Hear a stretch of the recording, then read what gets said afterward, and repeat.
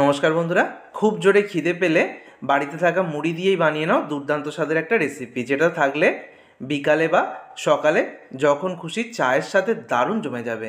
তো রেসিপিটার জন্য এখানে আমি 2 বাটি মুড়ি নিয়ে নিলাম। যে বাড়িতে আমাদের নর্মাল মুড়ি থাকে সেই মচমচে মুড়ি আমি নিয়ে নিয়েছি। আর একটা গাজর আমি এখানে রেখে দিলাম।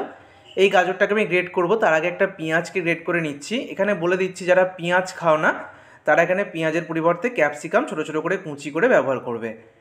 তো যারা পেঁয়াজ খাও তারা একটা পেঁয়াজকে এভাবে গ্রেট করে নেবে, কুচি করেও দিতে পারো। যে গাজরটা নিয়েছিলাম সেই গাজরটাকে গ্রেট করে নিচ্ছি। পছন্দ মতো সবজি এখানে অ্যাড করতে পারবে তোমরা। পেঁয়াজ গ্রেট করলাম, গাজর গ্রেট করলাম, তারপর নিয়েছি একটা কাঁচা আলু। আলুর খোসাটা ছাড়িয়ে আলুটাকেও গ্রেট করে নিচ্ছি। গ্রেট করলে কাজটা ঝটপট হয়ে যায়, রেসিপিটা কিন্তু একদম ঝটপট হয়ে যাবে। একটা টমেটো, ছোটো টমেটো কুচি করে দিয়ে দিলাম। ধনেপাতা কুচি কিছুটা অ্যাড করে দিলাম। আর ঝাল বুঝে কাঁচা লঙ্কা কুচি দিয়ে দিলাম। ঝাল বুঝে অবশ্যই কাঁচা লঙ্কাটা দেবে। এবারে দেখো, একটা অন্য বাটিতে আমি নিয়ে নিচ্ছি এখানে 2 হাতা মতো বেসন। 2 হাতা বেসনের মধ্যে অল্প হলুদের গুঁড়ো, কাশ্মীরি লাল লঙ্কার গুঁড়ো, তারপরে দিয়ে দিলাম জিরে গুঁড়ো আর একটু গরম মশলার গুঁড়ো। আর যদি বাড়িতে এখানে একটু গোলমরিচের গুঁড়ো দিয়ে দিলাম, যদি থাকে দেবে, যদি না থাকে বাদ দিয়ে দেবে। আর যদি পারো একটা ম্যাগি মশলার প্যাকেট কেটে দিয়ে দেবে। যদি চিকেন মশলা থাকে সেটাও দিতে পারো, চাউমিন মশলা থাকলে সেটাও ব্যবহার করা যাবে। আর খুব সামান্য লবণ দিয়ে খুব ভালো করে শুকনো উপকরণগুলোকে মিশিয়ে নিয়েছি।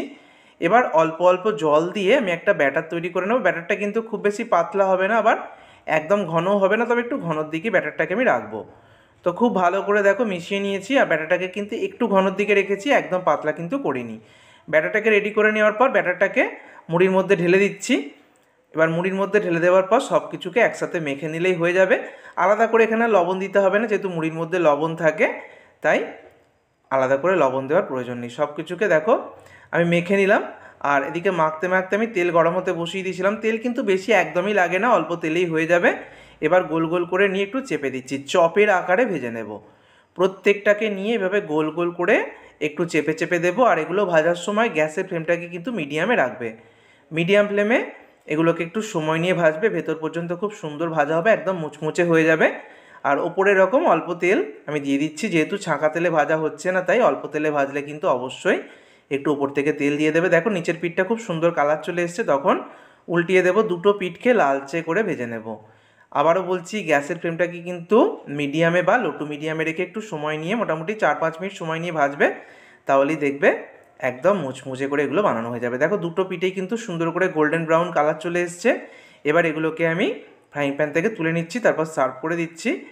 তো দেখো তৈরি হয়ে গেল মুড়ির চপ, যেটা বাড়িতে থাকা মুড়ি দিয়ে তৈরি করলাম।